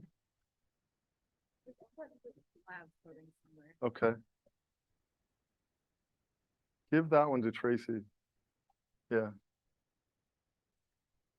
Okay, so I'm gonna ask these guys to introduce themselves. Why don't you start, Ajay? We're gonna take a couple minutes. They're gonna tell you who they are, what kind of stimulation they were involved in, and what setting. And then we're gonna have a conversation, and maybe we can continue some of what we started. Go ahead. Hi, Ajay. hello. Hi, everyone. My name is AJ. This is pretty awesome. I don't hang out with too many disabled people, so this is pretty cool. Thanks for being here. I'd like to give a quick shout out to the Jablonski Foundation for funding the study I was a part of, and Jack Jablonski in particular was supposed to talk today. I took his place, so I guess you get the bargain brand Jack. I was actually supposed to be called Jack. My sister wanted me to be called Jack when I was younger, so I love when things come full circle. Yeah, so I was a part of the SpineX scone study. It was a transcutaneous stim study. I did it early 2021. The reason I was kind of drawn to that study was it's not invasive. I don't know, for some part of me just has my hesitations about something that is relatively more invasive. So went for the transcutaneous stim. They have an in-clinic setting. Mine was actually at home, so I stayed with my aunt in Orange County, and I had a couple PTs come down. Crystal's here, who I worked with, and we had a great time.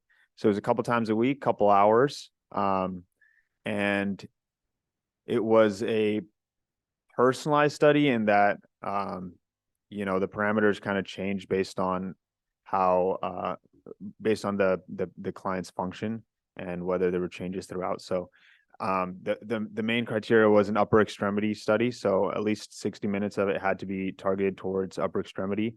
And the primary outcome measure was the GRASP. I'm not exactly sure what it stands for, but it's mainly to assess how well ADLs are going. So there was a bunch of tasks like a peg test would put pegs into little holes, coins, keys, these kind of fine dexterity manipulations. And we would do that for time, pouring water into a cup, those kind of things.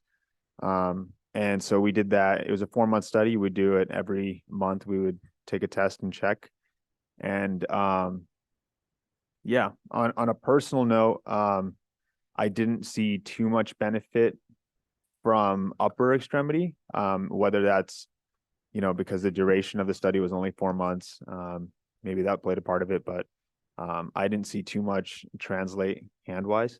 But the beauty of it was because we were able to customize it, we were able to attack trunk and legs as well. And so prior to the study going in, I was able to kind of take steps in a forearm walker, forearm crutches or a walker. And so I was able to kind of get more confidence with that. Anyways, we can go into that later. I was told let's move it on, but yeah, thank you. Appreciate it. David. Hi, my name's, can you guys hear me? All right. Closer. All right. My name is David Tarro, and I'm 35 years old. I have a C6-7 incomplete spinal cord injury, and I don't trust myself to remember everything, so I wrote it down here, so bear with me. I'm here today because I participated in the Uplift study, financed by Onward, conducted at the U of M, and then my home. The first 2 months, meeting 3 times a week, we gathered an unstimulated baseline of the strength and dexterity of my arms and hands while performing a variety of tasks around occupational therapy. We continued the routine for the following 2 months, and introduced transcutaneous stimulation on my neck at the level of my injury. After 4 months, we noticed some improvement in my grasp, pinch, and handwriting. The highlight was using my right hand for more functional purposes, like grasping a nearly full pint glass to drink and pouring fluids from small vessels. The following month, I was sent home with the lift stimulator and continued the sessions 3 times a week. Though the improvements seemed to plateau, it's difficult to say whether or not we would have continued to see improvements with further therapy. As time passed, I would say I lost the improved strength and fine motor skills, but ultimately grateful for the experience. My name is Jerod Neider. Can you guys hear me okay? Great. I'm still participating in the trials at the University of Louisville. I have the Medtronic epidural stimulator implanted in me, whether it was spring of 2019. I have many programs I have access to all the time. I can do voluntary movement of my legs. I have core settings, bowel, bladder. I don't really understand how everything works, but since I've started doing the stimulation, I don't really get UTIs anymore. I used to chronically have UTIs. It's just really amazing the function that I'm able to receive. And not only that, but just how it speeds up my therapy. I do squats and standing in therapy. Those aren't things that I'm independent with. It's just for therapy. But when I do that in therapy, I don't spend my whole therapy session setting up and tearing down and pads that don't work. You know, we click it on and we go to town.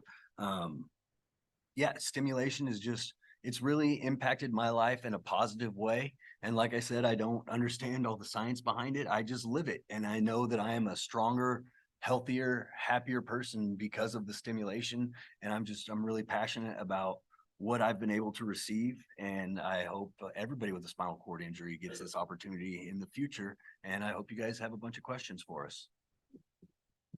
All right, so I'd like to thank everyone for being here. I'd like to thank Matt and all the board members and directors for setting this up. I'd also like to thank my parents for being here and being in my corner, even though I've probably given you guys a lot of gray hairs, you know, in the years. I also like to thank Elizabeth and Ann as my therapist at the Minnesota VA, my therapist at the Des Moines VA for, you know, just consistently helping me improve with stimulation, as well as Ajay and the Abbott team for helping them out as well. But my name is Zach Wagner. I am currently 24 years old, wearing a blue jacket and some snap-on khakis. I don't know my height sitting, but 6 foot, give or take, depending on whether the screws, you know, extended my height or not. But I was in the military, joined in 2017, served 4 years, was injured July 4th, 2021. So a little over 2 years with injury. I sustained C4 Asia B complete injury. This year, February 16th, I was implanted with the Abbott epidural stimulator. So a little under a year, about 6 months. So still very new to it. But I'd be happy to answer any questions. It's been a blast using this thing. It's always fun being a guinea pig, you know, running a hamster wheel in front of the therapist and all that stuff. So yeah, thank you. Hello. Thanks. Good afternoon. I'm Shelley Hayes.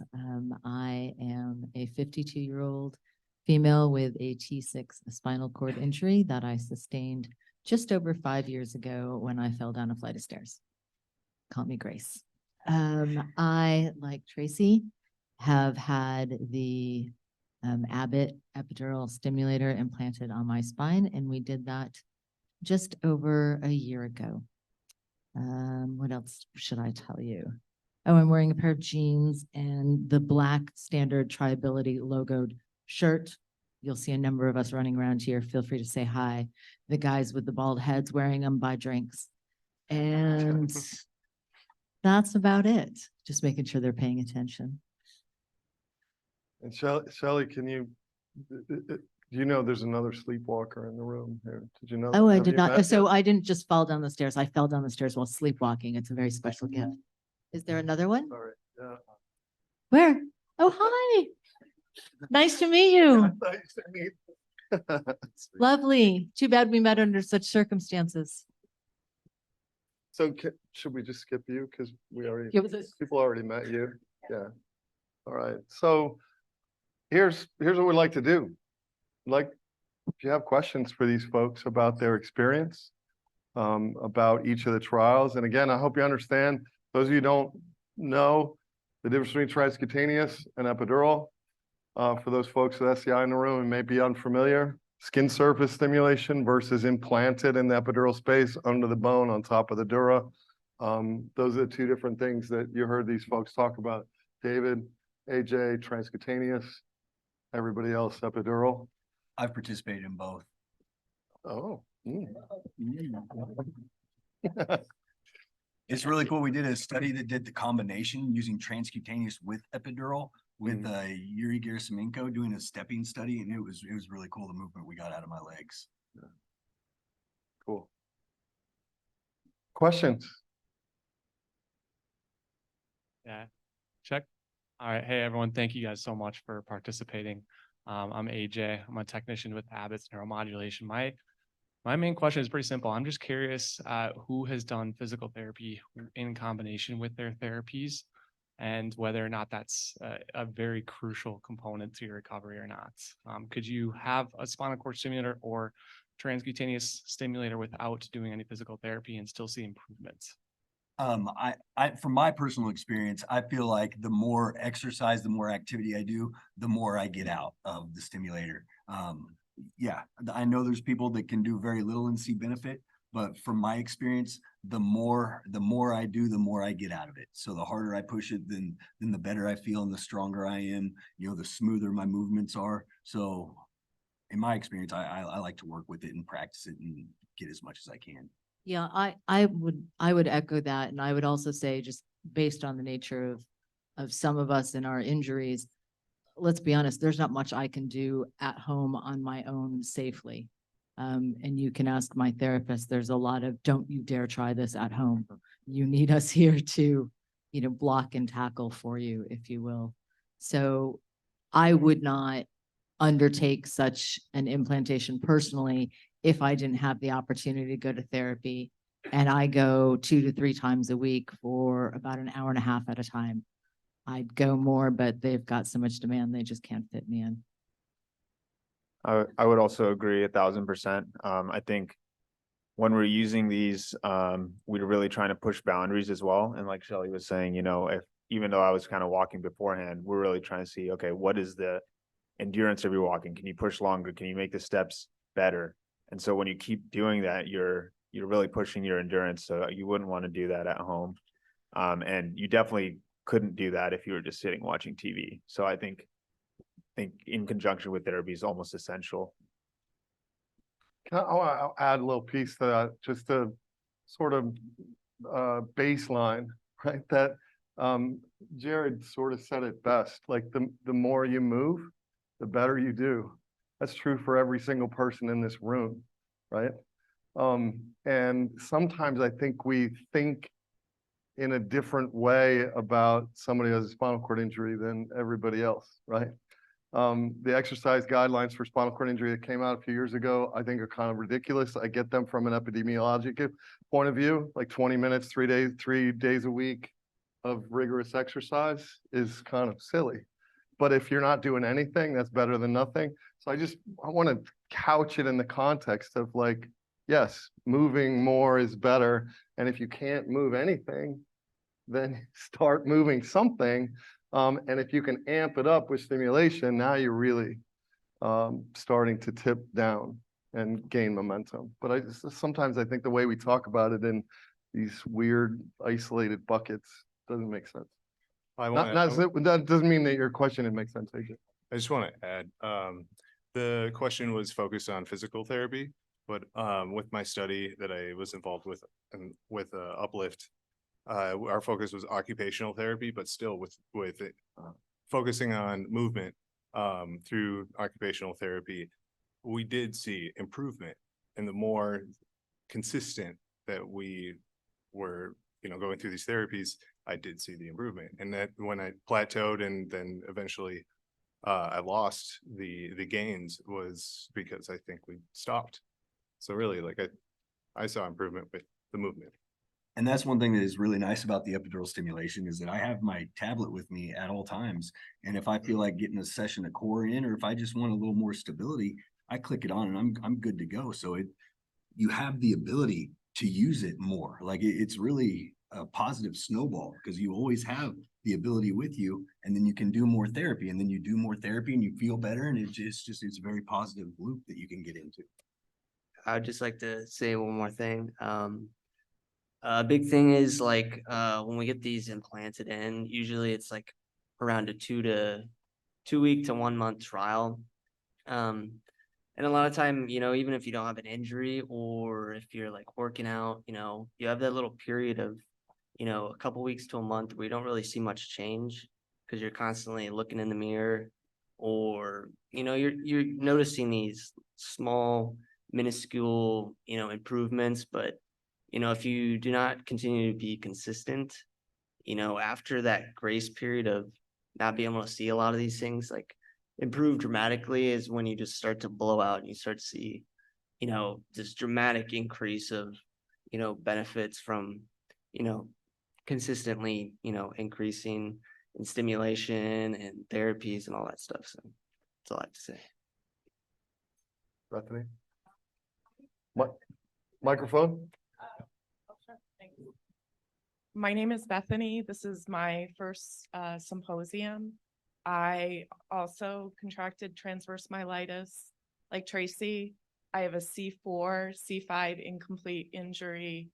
And my question, I actually went through a spinal cord stimulator implant last fall. So I've had it just about a year. And I wondered if most of my symptoms are in my feet. I have a hard time standing, and probably 90% of my pain is in my feet. I wondered if anybody either in the room or on the panel has gone through the DRG, the dorsal root ganglion stimulation. And if so, it would be nice to hear anybody's experience with that. I know it's a little more unique, but my sensation stops right about my chest line. And I know we've done studies where I move my toe, and my ankle, but that's just kind of the extent that I can speak to that. I'm Sam Mefford, 5'8", white hair, jeans, and a gray golf shirt. My son, Jonah, just was paralyzed in April, and so we're new to this. I wanted to ask 2 questions that I think are related to the stages of grief. My read is that he doesn't want to talk to us about any of this, the experimental stuff that you guys are doing. I'm super excited and would love for him to try it. So my question is, did any of you go through stages of grief where maybe you would never have considered this because you wanted to be normal and anything other than that was not okay? And then the second question is, did you have anybody, a loved one, that was able to help you in any way through that? I'll start. Because we also own my business partner, Sakina, own a therapy center. We come across lots of people that are injured, and it is very, very, very normal. I think I might have cried every day for a year to 2 years. And definitely having your loved one support. It takes a long time. It's a very life-altering and horrific injury or illness, or however you may come by it. So that is very common, very, very common what your son is going through, and I'm very sorry that you're going through it. Above and beyond that, I think when I first became paralyzed, I wished, or I kept trying to find different trials or different things that I could be a part of it. Often, once he's stabilized, assuming you know, from my perspective, I feel like the sooner you can start to get involved in research, and also that often provides you connections with other people with similar life experiences. All of that helps to provide hope. And, you know, it's just human beings, we all need hope, right? Regardless of what we're going through. So I would say that what he's going through is very common. I would also encourage you to start looking into different research opportunities or clinical type solutions as soon as possible. So I just want to add, yes, I agree with everything you just said, but maybe just let your son take his time as well. It's very traumatic once you experience this injury. And you have to be present, you know, and have the will to go through different clinical trials or therapies for them to be effective, I believe. But yeah, nudge gently. Yeah, exactly. I was gonna say nudge gently is one thing. I was injured 5 years ago, and after 3 years, really had done very little, if anything at all, proactive in terms of my recovery, my health management. And then I ran into Tracy, and she gave me a good talking to, and I'm being polite as to how I should, you know, some of the things that I needed to be doing to take care of myself. And I have said this to anyone who asks. Tracy and Sakina collectively, you know, really changed the course of my life. And so from there, I would say that, you know, to the extent that you can get your son to be proactive, and if something like this helps him become proactive and take some ownership there, I think that's when you really start to see some sort of mental, forget about the physical change, just the mental change. Go ahead. Hey, I'm Trayvon Dixon, 7, 8 years post-injury. I honestly don't know the date at this point. I'd often go down to Louisville for therapy at Fraser, see Jerod all the time. When I'm down there in the summer, my question was to all the epidural users, is there any like mobility limitations with it implanted, or is it like very low profile or non-blocking, I guess? Yeah. Yeah, I mean, the box sticks out of my back a little bit. So I do have to maintain the skin back there. You know, I'm a little more, I haven't got any pressure sores or anything on it, but it does, you know, when I lean over, you can see it hanging out of my back. But other than that, I mean, it's out of sight, out of mind. There's really, it's got a special mode for the MRI. Other than that, like, it's just, yeah, it's just kind of back there, and I got to get to it to charge it, but there really haven't been any complications or downsides. Yeah. Other than the surgery. Yeah. I'd say the only limitations, I think Ann and Elizabeth talked about this, but if you were to turn it on in the pool, just know that you can, yeah, just know you can't, sorry. No, just know you can't like change any settings like when it's under the water, because the bandwidth is not going through or whatever. So, you know, if you have someone with you, they're gonna have to lift your, you know, ass out of the pool, and, you know, your face might be under the water for a little bit, but, you know, hopefully they get it working soon. So that's the only thing. Hi there. Well, that was loud. I'm Kimberly. I'm a PhD researcher in engineering over at the University of Minnesota, working on exoskeletons to support surface E-stim stepping for exercise purposes. What I'm curious to know about is how long that you can use surface stim to exercise, specifically upper body strength, like all of these transfers and stand to transfer, and some of the videos we've been seeing, it looks like you're doing full push-ups to take steps in the stand. I'm curious to know, does the E-stim fatigue first, or does your upper body fatigue first? And like, do we need to make ways to like lessen the amount of upper body strength needed to support while you're stepping and standing?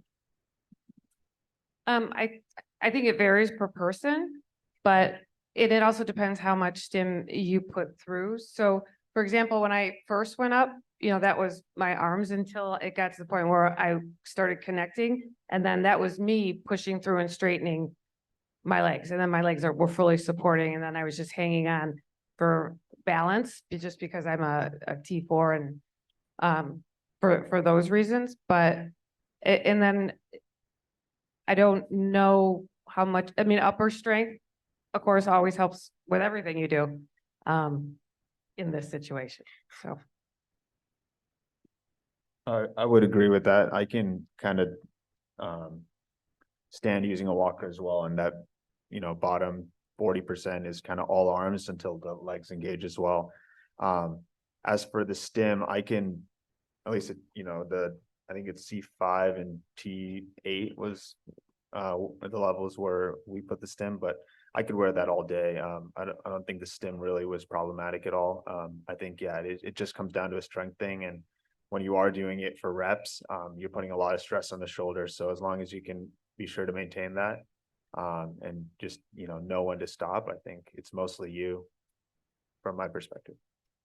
And especially as you're first starting to connect, it's not like I was able to initially stand up. It took us time and took repetitions and took me doing therapy, as we've talked about, before I could stand up.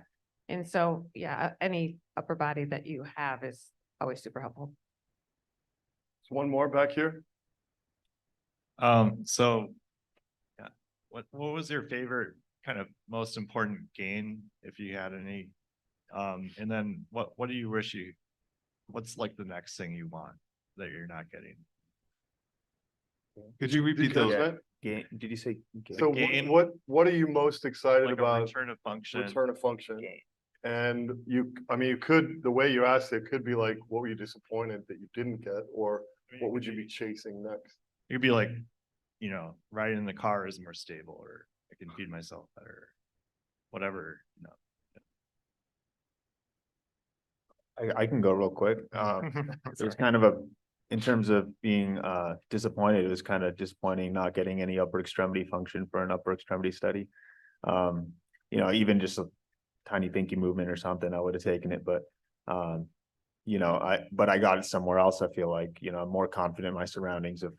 If I'm out in public, I can grab a fence and kind of stand and, take the pressure off and stretch. So I wasn't able to do that before. At least I wasn't confident enough to be able to do that before. So I wouldn't say it was all for nothing, but yeah, it would have been nice to have something translate more in the hands. For having another transcutaneous therapy, like I said, I did have some return and improved strength and dexterity in my hands. So that was really exciting. It was slow going, but very exciting. And like I picked up a full pint glass and could drink at the bar with some friends, and that was pretty incredible. As far as chasing what's next, I'm kind of open-minded. I like to get that back, but I would say for me, it's the reduction of UTIs, and I also have settings that reduce my spasms. If I'm having a night where I can't sleep because of spasticity, I can squelch that with settings in my stimulator. And then as far as what's next, I want my triceps. I'm a quad. I transfer independently, but it takes everything I got. And triceps, that's what I get excited about. Did you take baclofen before? I did, yes. Originally, I took baclofen, and then I came off of that before I moved to Louisville. But yeah, I did take baclofen for a while, and when I came off of it, I come to find out that it didn't really do much for my spasms. It just made me tired. And when I came off of it, I still had spasms and I wasn't tired. So get a better drug. So for me, I would say definitely strength wise, as well as blood pressure. I'm able to stand for 4 hours a day in my standing frame chair. Before I got it in, I was pushing an hour, and my blood pressure would drop, fast, and I can even stand for the 4 hours I stand. I can stand without compression socks or an ab binder on, which is pretty impressive. But I haven't been disappointed in anything. The way I thought of it is like, you're hopping in a sailboat, you're letting the sails go and you're letting the wind take you wherever, it's going to take you. And it's it's more of an experience and a journey than, banking on it, fulfilling a need for something, or, having this hope that everything's gonna be solved, on this one little try. It's just about the experience and journey for me. So It's a great attitude. I would echo a lot of that commentary on the benefits. I think the one thing that I would say is a frustration is the inconsistency of my body's reaction to the stim. So some days it works, some days it doesn't. Some days setting A is, nirvana, and then other days setting A just doesn't even exist. So to the extent that we could find consistency, that would be brilliant.